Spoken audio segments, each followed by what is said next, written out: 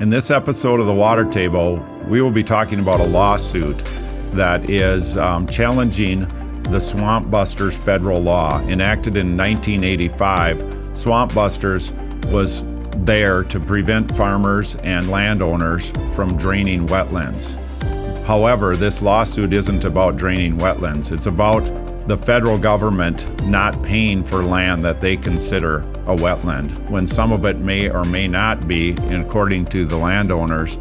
The real issue is, are they going to pay for land that they are taking out of production because they are calling it a wetland?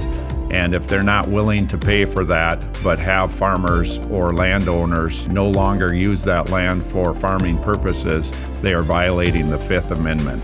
Join us today as we explore and talk about this complicated issue. Well, welcome back to the Water Table Podcast. Today I have with me Loren Seehase. Loren is Senior Counsel for Liberty Justice Center, and Jim Conlan. Jim is a managing partner in a farm and in Iowa, and they do some different things. And Jim has some issues that he's been dealing with, that he's working with the Liberty Justice Center on, and we want to expose that today and talk about where this is headed in regards to water management, water quality on farms in Iowa. And this is not a new issue that has been out there in our world since Swampbusters of 1985. And I just want to bring this out into the forefront and talk about the issues that are there, as these things, we just need to resolve these, and we need to resolve them in the right way in which private property rights are protected. So, Loren, would you like to explain the issue, and we'll get into some discussion about it? Sure. So briefly, we are representing Mr. Conlan in a lawsuit challenging the Swampbuster law, which, as you mentioned, has been a law since 1985. And the crux of our argument is essentially that the government cannot condition the receipt of federal benefits on the relinquishment of a constitutional right. And they cannot force you to have a conservation easement of your private property without providing just compensation. And so that's what we are fighting in federal court. All right, and the issue, Mr. Conlan, you own over 1,000 acres of farmland in eastern Iowa, and exactly what part of Iowa are you in? Eastern and east, northeastern and eastern central, 5 different counties from Dubuque, Jackson, Lynn, Benton, sure, and Johnson. Sure. And what you're seeing is you purchased this property a few years back. If I remember right, it was around 70 acres of farmland, of which there was around 20 acres that was forested, and around 9 acres of that 20 acres was deemed a wetland. And you want to just tell us about what that, how you perceived that property when you purchased it, and what you were thinking, and how this has developed into where you filed a lawsuit? Well, I knew about the designation. There were 21 acres of trees.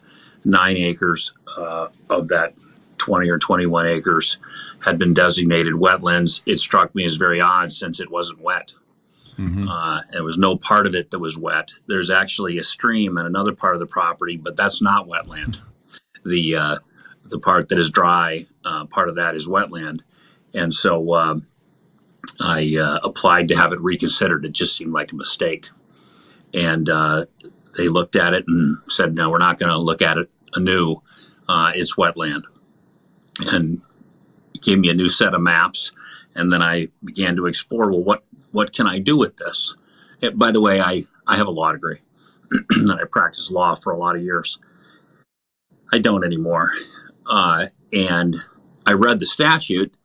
And the more I read the statute, the more outrageous it struck me, particularly as applied to unfarmed wetland, meaning land that was not farmed in 1985 when the statute was passed, that the government could essentially render it economically worthless. Mm-hmm. Say you cannot remove the trees, you cannot do anything with it, you can't farm it, nothing. You can pay taxes on it, but you can't earn anything on it. That just struck me as impossible. Mm-hmm. And the further I went into it, the clearer it became that that is in fact what the government, that is what the statute says, and it is absolutely 100% unconstitutional. And it's amazing to me that it hasn't been challenged before, at least successfully. Mm-hmm. Mm-hmm. So when you are challenging this, you have 5 claims in there. Loren, do you want to talk about those claims, and then I'll probably ask a few questions? Sure. So we do have 5 claims. So we're first challenging the authority of Congress to bring the Swampbuster Act under the Commerce Clause. So wetlands on private property are not the typical instrumentalities or part of commerce. So Congress has very specific delineated powers. They have the power to regulate commerce among the states, but a private property wetland is not amongst those commerce among the states. So we're challenging that. That would be the foundational premise of the law itself and the authority to actually enact Swampbuster. We're also challenging it on an unconstitutional condition, both under the Commerce Clause and a Fifth Amendment taking clause. And so that essentially is, there's 2 parts. And one is on the Commerce Clause. The government cannot condition the receipt of federal benefits on the relinquishment of a right. And so, as you know, when you have a farm and you're applying for USDA federal benefits, agricultural benefits, crop insurance, agricultural payments, all of that, you fill out a form, this AD 1026, and the form specifically says, I will adhere to Swampbuster. I promise I will adhere to it. And in doing so, you're not sure if you're going to have a wetlands designation or not. But once they decide that you do have a wetland, then they say, well, it's now basically an easement, a conservation easement, and you must keep it that way. You cannot do anything with it. You cannot build on it. You can't, definitely not farm it, which seems a little ironic to the entire purpose of, the agricultural benefits. You need every acre possible to farm. So you have those 2 kind of unconstitutional conditions. And so that's the biggest part of our arguments. We're also challenging 2 administrative rules. And so one is on the final determination. So the statute says that the final determination for the wetland stays in place so long as it's used for agriculture, or if the affected party requests a redetermination, which sounds easy enough, but the administrative agency created a rule that says, well, no, you can only ask for a redetermination if basically an act of God changes the topography of your land or the hydrology of your, the water that's on your land, or we decide as NCRS that a mistake was made in our prior determination, which the agencies rarely decide that they previously made a mistake. Mm-hmm. So that administrative rule seems to be completely opposite and very greatly from the statute itself, the authorizing statute. So we're challenging the agency's authority to issue that rule. It seems in excess of their authority. The other agency rule that we're challenging is the definition of converted wetland. And this is the big one that affects a lot of farmers. And it's the whole purpose of Swampbuster is that you cannot convert wetland. And they define that as you cannot drain, dredge, fill, or otherwise affect the hydrology of the water. Now, that's the statute, but the administrative rule went ahead and added some language that was not in the statute that specifically says you cannot remove woody vegetation. And so that seems to, again, be in excess of the agency's authority. And so we're challenging that rule as well. Mm-hmm. Yeah, and I did read that, and I was curious about that. I was not aware that that was just added in without congressional approval, as I have a little bit of experience with this. But of your 5 claims, what are you most passionate about? What do you think is where you have the best chance of winning, or just most passionate about because you just feel it's wrong? Well, I think the crux of it that affects most farmers is going to be our unconstitutional condition.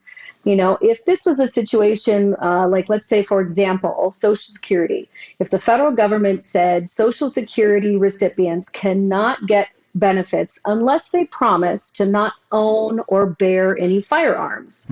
That would be an obvious constitutional infringement.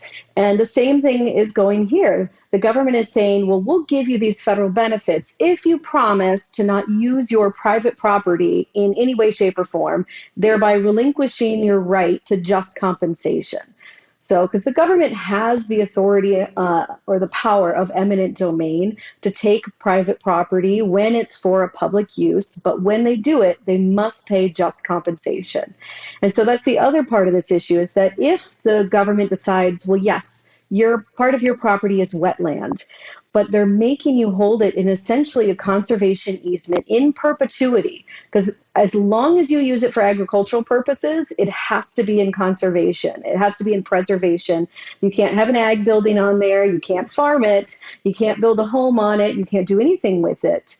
And so not using your property, and it's for a public purpose. The government has stated repeatedly that the whole point of Swampbuster was to protect wetlands for basically the ecology of the nation, that wetlands, preserve different ecosystems and different plants and wildlife, and they're important. And those may be very important and noble things to conserve. But if the government takes that land and says, well, you're going to conserve it for everyone else, then they have to pay just compensation. So that's the big issue with it. Yeah, and I like your example when you're using Social Security. And one thing that struck me, which is interesting that it struck me because I've known this forever, but just in how the article was written, Mr. Conlan, just that if you do not comply, all of your renters and anybody associated with this is at risk of losing their benefits. And really where I'm going with this is, NRCS has a big stick in their ability to take away the benefits of the producer, and that's really the only stick they have. And somewhere along the line, that feels wrong to me too. That and when you use the Social Security example, that's a really good one because that kind of affects everyone of a certain age group. And if you don't do this, you could, as your example, you could lose that. And so I just wonder if there's a comment or any dialogue around that, just with where NRCS is at with their ability to withhold payments. It really seems like the reason why this hasn't been brought forth in another lawsuit or in another way before, because for a lot of people, they just can't risk that or aren't willing to risk that. I think that's precisely right. A lot of the farmers don't want to challenge Swampbusters, and a lot of the cases that have been brought in the past were focused on a specific farm determination or a specific wetland determination, not the constitutionality of the statute itself. And the Supreme Court has not had a chance to rule on the constitutionality of Swampbuster. So, we are hoping that at some point we can get that before the court and decide for all farmers that this is unconstitutional. The analogy I would draw that I think would resonate with a lot of farmers is everybody knows about the Conservation Reserve Program, which is often referred to as part of Sodbuster, part of the same statute. Yep. The government says this is highly erodible land, HEL is the abbreviation, and you can bid it in. We'd like you to, and if we accept your bid, we will pay you so much an acre for 10 years to take it out of production, for many of the same reasons, because you don't want erosion, you want places for birds to be, etc. So the government knows how to pay. It knows that when it's going to take property rights, it needs to pay. But somehow in the same statute, they forgot about it when it got to the Swampbuster part. They're the same ecological and environmental objectives. And quite frankly, I think it's probably as simple as the environmental movement and the federal government simply doesn't want to have to pay what would be a fairly big bill if they had to treat Swampbuster like they treat Sodbuster, which is pay. The reasonable value of the property annually in rent. Well, not only that, but I have a little experience with the Conservation Reserve Program, and the fact of the matter is, you're exactly right that it's supposed to be highly erodible lands, but that has been abused to a point where, Question. whatever you want to put in there, you can put in there. And I think that's also dictated by the environmental Right. groups. So They put in grassed waterways that they would have grassed anyway. Right.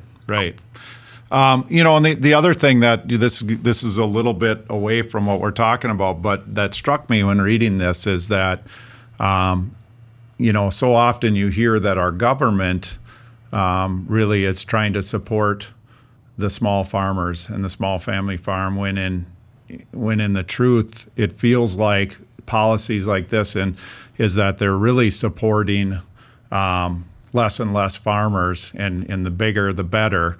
And if that's the case, why is that? And to me, when you are controlling people by their payments and you have that stick, it's a lot easier to control 5,000 farmers than it is 10 million.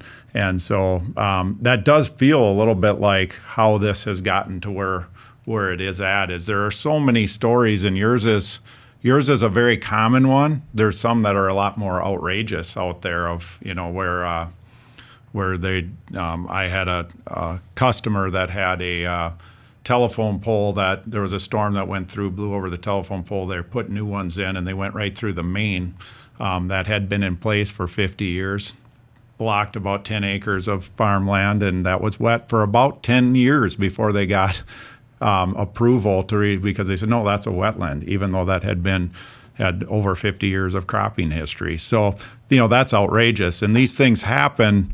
Yours is very common, but the question really becomes I really applaud you for standing up for what's right and what you're going to do, but if you're successful, where do you see this going? What are your thoughts on that? I'm gonna till up the 9 acres. and that's what ought to happen. Inflation is out of control. Food needs to be produced. This is not environmentally sensitive property, and if it is, the government can pay for it, just like it does for CRP or national parks. Yeah. So I don't think it's fair to basically create a collective benefit, I guess, for all of us at the expense of some of us. Yeah. And what do you think changes if you can be successful? Because this, like you mentioned, Loren, this or something else would be great to get in front of the Supreme Court at some point. If that were to happen and that's successful, how do you see federal policies changing that in a good way? Because, we do need wetlands, right? The wetlands that are out there are the ones that are actually wetlands, do a lot of benefit for water quality. And, I think Swampbusters in 1985 was overreach, but it was overreach because we did things we shouldn't have done in the 40s, 50s, and 60s, from tapping whitecap sloughs and draining them down and growing corn on, because those had a real benefit to society and a benefit to water quality and things. But we did that, and we were actually the government promoted us to do that as to feed the world back then at those times. So that wasn't something done illegally. That was done very legally and promoted to do that.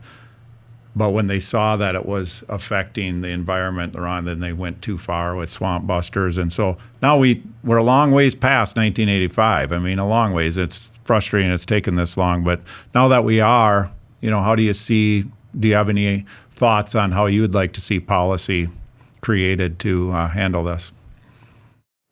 Well, I don't necessarily have thoughts on how I think policy should be created, but it's perhaps one avenue is that if the Supreme Court rules that it's unconstitutional, I think it's likely that Congress will respond and perhaps create a program that provides compensation for those that have wetlands. Otherwise, if the Supreme Court rules that it's unconstitutional, you're going to have thousands of farmers calling up their local NCRS saying, hey, my farm's not wetland anymore. I'm going to till it, but you can't take away my benefits now. So, and I think that's, Congress, if that is the policy that they want to keep in place, that they'd like to protect wetlands, they can do that so long as they provide compensation. Totally agree with that. That is the just result. Is make the same payments as you make under CRP if you take the property. Yeah. Good. Well, again, it's America and our society has changed where a lot of people just aren't willing to stand up for what's right and do the hard work. And so I applaud you both for being willing to do that on behalf of agriculture and farmers and really of just public rights and people's rights. So thank you for that. Would like to give you the last word here on the water table if there's anything that you'd like to share or let our listeners know. Thank you for having us on the show. First of all, I think this is a great forum to reach other farmers. You know, one case getting to the Supreme Court is a 1 in a million shot. I hope that it's with Jim, but you never know. And bringing other cases with other farmers may create the kind of case law that we need in order to get to the Supreme Court to help rule that it's unconstitutional. So if there are other farmers out there struggling with the wetlands determination, feel free to reach out to Liberty Justice Center. I echo that, and I hope that the Northern District of Iowa Federal District Court, where this is brought, actually rules broadly and that it applies to all farmers who've had their property wrongfully taken. Yeah, and I'm glad that I asked that question because it brought up another thought, and that is that I think what really made me read the article when I saw it is when I saw the word Iowa, because of the fact that most of these wetland issues don't originate in Iowa. They originate in the prairie pothole regions. And to be very honest with you, there is different, the same policy, obviously it's a federal policy, but how that's implemented and is a little different, and it's much more rigid typically in the prairie pothole region than it has been in places like Iowa and Illinois. So to have the word Iowa and the legacy of Iowa agriculture behind you, I think is really important to the rest of the United States agricultural region in the Midwest in this, in how this develops. So I'm excited to watch this and see where it goes. We are too. Thank you. Thanks for joining me today on the water table, and best of luck. We'll keep our eyes out and watching how this proceeds. Thank you. Very good. Thank you. Thank you.